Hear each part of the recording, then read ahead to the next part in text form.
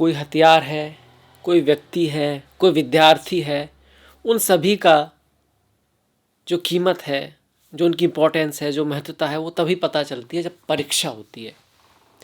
जो परीक्षा में अच्छा करता है वही उसी को फॉलो किया जाता है, उसी से लोग इंस्पायर होते हैं। तो लाइफ में जब भी कभी टफ समय आए तो एक तरह से ये चमकने का समय भी होता है, क्योंकि वही समय है जो डिसाइड करेगा कि आप कौन हो, कहाँ तक जा सकते हो। उसी समय जो धैर्य नहीं खोता वही जीतता है। मैं हूँ आपके साथ डॉक्टर दिलीप, और एक बहुत ही बड़ा परिवर्तन हो रहा है कि राहु 18 साल बाद घूम के अपनी ही राशि कुंभ में आ रहे हैं। देखिए, पहले तो आप जानते हैं कि कुंभ की जो राशि है ना वो शनि की है, ये तो आप जानते हैं, पर वो राहु की भी है। यही एक राशि है जिसमें राहु स्वग्रही माने जाते हैं, और आपके चौथे भाव में आ रहे हैं। ऐसा 18 साल बाद हो रहा है वृश्चिक के लिए। इसका जो असर रहेगा वो 18 मई से रहेगा और 5-6 दिसंबर 2026 तक जाएगा। तो इस पे बातें करेंगे। चौथे भाव में राहु आ गए आपके, और केतु सीधी सी बात है सामने सिंह राशि में 10वें भाव में रहेंगे। यहाँ पे कुछ खास बातें ये हैं कि राहु केतु अपने ही तत्वों में हैं, बहुत ही स्ट्रॉन्ग राशियों में है। राहु अपने घर में तो है ही है। राहु का जो तत्व है वो वायु तत्व है, और कुंभ राशि भी वायु तत्व की राशि है। शनिवत राहु आपने सुना ही है, और ये राहु का खुद का घर है, तो बहुत मजबूत है यहाँ पे राहु। ऐसे ही केतु, केतु सूर्य की राशि में है, और केतु मोक्ष को दिखाते हैं, आत्म साक्षात्कार को दिखाते हैं, एनलाइटमेंट को दिखाते हैं। और सूर्य आत्मा है। सूर्य ही तो वो है जो ईश्वर का, आप कह सकते हो ईश्वर का, जिसकी वजह से हम हैं। सूर्य आत्मा है हमारी, और केतु आत्म साक्षात्कार है। केतु भी अग्नि तत्व है, और सिंह राशि भी अग्नि तत्व की राशि है। तो ये दोनों बड़ी मजबूत स्थिति में है। एक तो ये बात हो गई, तो इनका जो इफेक्ट होगा वो काफ़ी दिखाई पड़ेगा, पड़ रहा है। अभी तो राहु आ ही है, और आप फायरवर्क देख रहे हैं, जो बातें हो रही थी वो सब सच होती जा रही है धीरे धीरे। युद्ध बढ़ता ही जा रहा है, अभी तो शुरुआत है, अभी तो पटाखे चल रहे हैं। मतलब ये शुरुआत है वर्ल्ड में, इंडिया के लिए भी, वर्ल्ड में भी जिस तरह हम बढ़ रहे हैं। अल्टीमेटली सब अच्छा ही होगा, पर बीच में बहुत कुछ होने वाला है। अभी जो राहु है तो माया है। माया क्यों है? क्योंकि इसकी शुरुआत ही माया से हुई थी। सबसे पहले तो भगवान नारायण ने खुद मोहिनी रूप रख लिया था, क्योंकि उनको पता था कि नारायण के रूप में जाएंगे तो असुर जो है उस अमृत को देने वाले हैं ही नहीं, जिसको वो लेके भाग गए थे। तो उन्होंने मोहिनी रूप धारण किया। बाद में स्वर भानु भी समझ गया कि भैया नारायण तो, मतलब जो भी ये स्त्री है जो मोहिनी है, ये तो असुरों को तो सिर्फ मदिरा पान करा रही है, और अमृत तो देवताओं को मिल रहा है। तो उन्होंने भी रूप धारण किया। फिर सूर्यचंद्र ने बताया, पर इससे पहले ये सब हो पाता, वो अमृत ले चुके थे, इसी वजह से वो अमर हो गए। जो ऊपर का जो भाव था, सर से ऊपर का जो हिस्सा था स्वर भानु का, वो राहु, और उसके नीचे वाला जो हिस्सा था वो केतु कहलाया। बाद में वो देवताओं को स्थान दिया गया भगवान शिव की कृपा से उनको। तो इन अवे वो अच्छे भी हो गए। तो इसलिए राहु बुरे नहीं है, राहु भी देव हैं, केतु भी देव है, राक्षस भी है और देवता भी है। अब राहु जहाँ है वो माया रचता है, वहाँ डिससेटिस्फैक्शन से ज़्यादा आप कहोगे मिस इन्फॉर्मेशन, जिसको बोलते हैं ना आजकल प्रोपेगेंडा, जैसे चल रहा है कि भैया 5 गिरा दिए, 6 गिरा दिए, गिरा एक भी नहीं इंडिया के जहाज़, इस तरह का कुछ चल रहा है। मतलब हो भी सकता है कुछ एक आध कुछ, मतलब बहुत ये चलता है, जिसको हम बोलते हैं कि मिस इन्फॉर्मेशन फैला दो कहीं ना कहीं, उसको बोलते हैं राहु। मिस इन्फॉर्मेशन फैला तो रही है, फैलने वाला तो राहु है ही, गुब्बारे की तरह, अक्सर गुब्बारे की तरह, कि वो मतलब दिख तो रहा है, बड़ा होता जा रहा है, पर अंदर कुछ है नहीं। इस वजह से फिर बाद में फट जाता है राहु। तो 4th हाउस में आएगा तो दोस्त हैं आपके, फ्रेंड्स हैं, घर है आपका, माता के साथ रिश्ते हैं, वहाँ थोड़ा ध्यान रखना है। अच्छा क्या कर सकता है, आप डिज़ाइनिंग में हैं, आप क्रिएटिविटी में हैं, आप कहीं ना कहीं घर ज़मीन से संबंधित काम में आपका इंटरेस्ट है, तो वो काम बढ़ सकता है आपका। हालांकि कुछ खटपट रहेगी, पर उस काम को बढ़ा देंगे। 4th हाउस से संबंधित आपकी काफ़ी डिज़ायर रहेगी सुख को पाने की, मेंटल पीस को पाने की, और इसके लिए आप प्रयास भी करोगे और कुछ हासिल भी होगा। पूरा हासिल कभी राहु को होता नहीं है, और होता भी है तो उनका मन भरता नहीं है, क्योंकि उनका सर ही सर है, बॉडी है ही नहीं। और केतु का उल्टा है, दसम भाव में बैठे हैं, उनका असर ही नहीं है, बॉडी है। तो यहाँ पे क्या होता है, डिससेटिस्फैक्शन हो जाता है, चीज़ अच्छी भी है तब भी अच्छी नहीं लगती, ऐसा भी हो जाता है। केतु दसम में होते हैं तो कई बार आपका करियर ठीक है पर आप चेंज करे जा रहे हो, क्यों? क्योंकि आपको मज़ा नहीं आ रहा, और कई बार चेंज होता भी है। केतु चेंज को भी दिखाते हैं, बदलाव को दिखाते हैं, केतु ट्रांसफॉर्मेशन को दिखाते हैं। इस माया से जब आप समझ पाते हो, आपका एक ट्रांसफॉर्मेशन होता है, तभी आप मोक्ष की तरफ जाते हो। आत्मा को पहचानना कोई आसान थोड़ी ना है। तो केतु आत्म साक्षात्कार को दिखाते हैं, तो जहाँ पर आते हैं वहाँ पर बदलाव, चेंजेस। तो दसम भाव में बदलाव, चेंजेस, पोस्ट पोजीशन में बदलाव, चेंजेस, ट्रैवल का बढ़ना, वर्क प्लेस का बदलना, घर में चीज़ों का ऊपर नीचे होना, ये सब होगा ही होगा, थोड़ा बहुत ज़रूर होगा और बहुत ज़्यादा हो सकता है अगर दशाएं इनकी हों। जैसे राहु की दशा है, केतु की दशा है, फिर डिपेंड करेगा आपकी कुंडली में राहु केतु कैसे। किसी भी कुंडली में राहु केतु खराब नहीं होते अगर वो अकेले हैं तो ऐसा मत सोचना इस घर में राहु है तो खराब ही है। ऐसे यहाँ पे भी खराब ही है, ऐसा ज़रूरी नहीं है। आपकी कुंडली में कैसे है, कैसे पता लगेगा? अगर अकेले हैं तो अच्छे ही हैं, अगर उनको कोई देख नहीं रहा। अगर कोई देख रहा है तो अगर कुंडली के अच्छे ग्रह देख रहे हैं तो उसको अच्छा करेंगे, बढ़िया ही करेंगे। अगर कुंडली के बुरे ग्रह देख रहे हैं, बुरे ग्रहों के साथ में है, 6, 8, 12 के स्वामी के साथ में है, तो फिर राहु थोड़े बुरे हो जाएंगे। राहु केंद्र त्रिकोण में बैठे हैं और किसी केंद्र त्रिकोण के स्वामी के साथ है तो राजयोग में आ गए आपके राहु, राजयोग देते हैं। तो बुराई नहीं, आपका बहुत बड़ा घर दे सकते हैं, पर अक्सर आपको घर अगर वो चौथे भाव में आते हैं तो आपको जन्म स्थान से दूर ले जाते हैं, या कहीं दूर आपका घर खरीदने की प्लानिंग बनती है। जहाँ से फिलहाल में आप रह रहे हैं उससे कहीं दूर आप कहीं घर खरीदने के, जाने के, ट्रैवल होने के, ट्रांसफ़र होने के योग जो है राहु यहाँ पे बनाते हैं।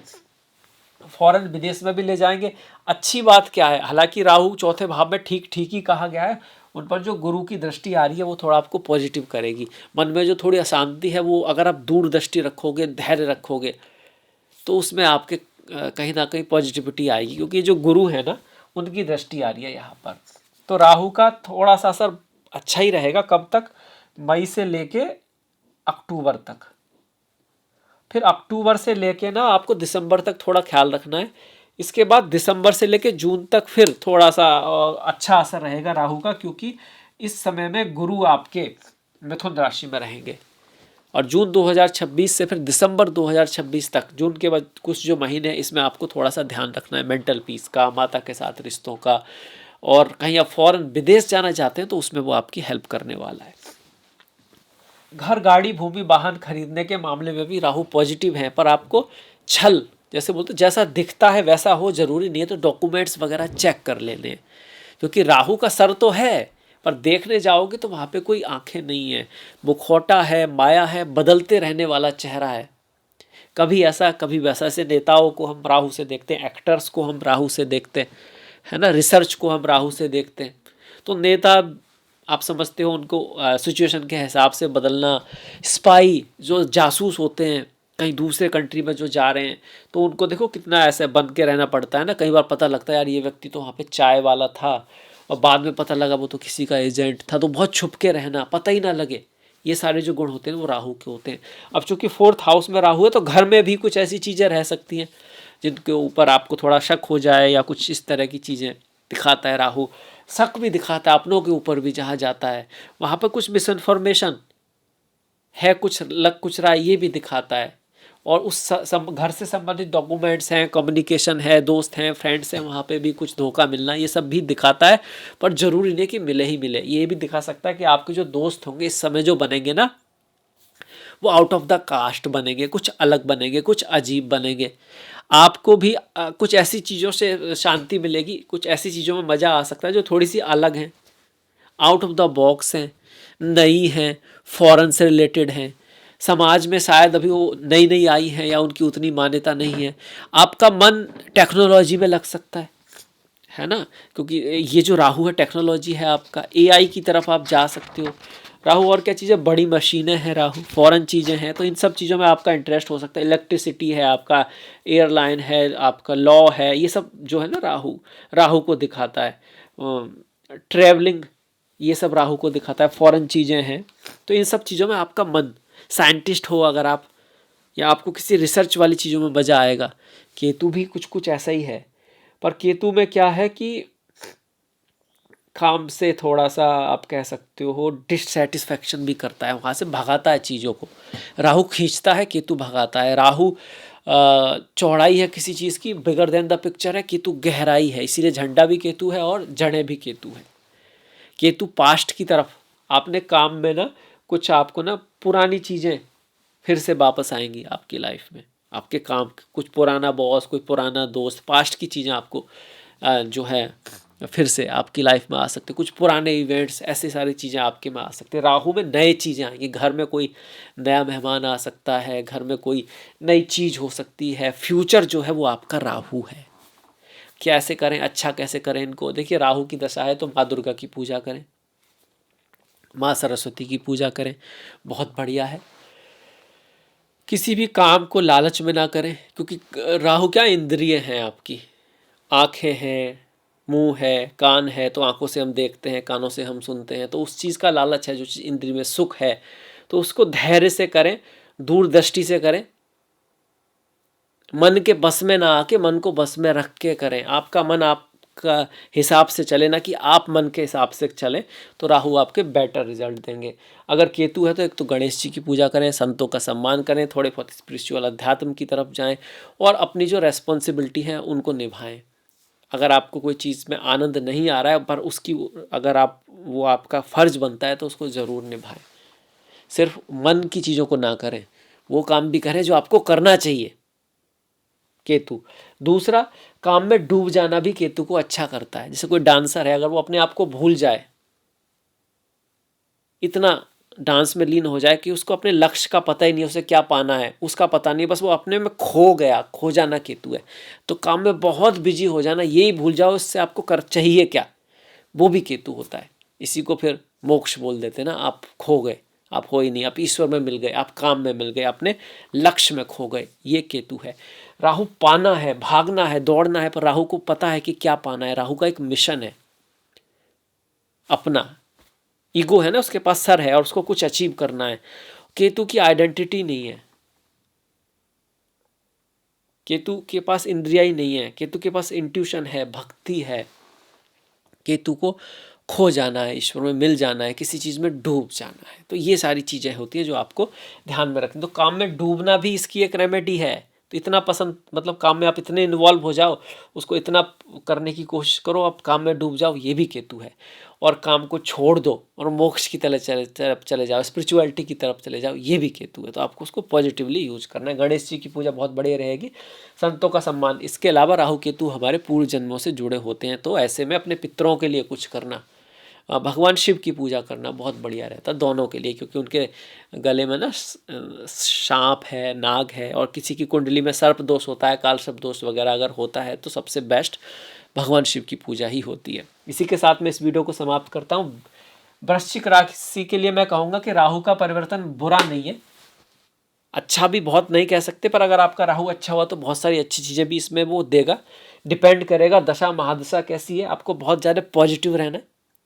कुछ थोड़े मोटे जो बदलाव आते हैं ना, उसमें आपकी परीक्षा होती है, उसमें बहकना नहीं है, लालच की तरफ नहीं जाना है, अपने रिश्ते जो हैं उनको बना के रखना है। माता के साथ थोड़ा बहुत change of difference of opinion है, तो उसके ऊपर माता पिता कैसे भी हों, जहाँ तक भी हो, उनकी वजह से आप ज़िंदगी में आए हैं, तो पॉसिबिलिटी है, मतलब जहाँ तक रहे उनका जो भी आपके प्रति, आपका जो भी उनके प्रति बनता है ना, वो आप ज़रूर करें ऐसे में।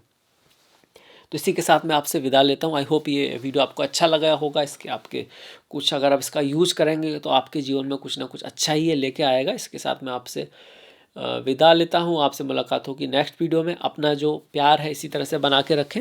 नेक्स्ट वीडियो तक नमस्कार, धन्यवाद।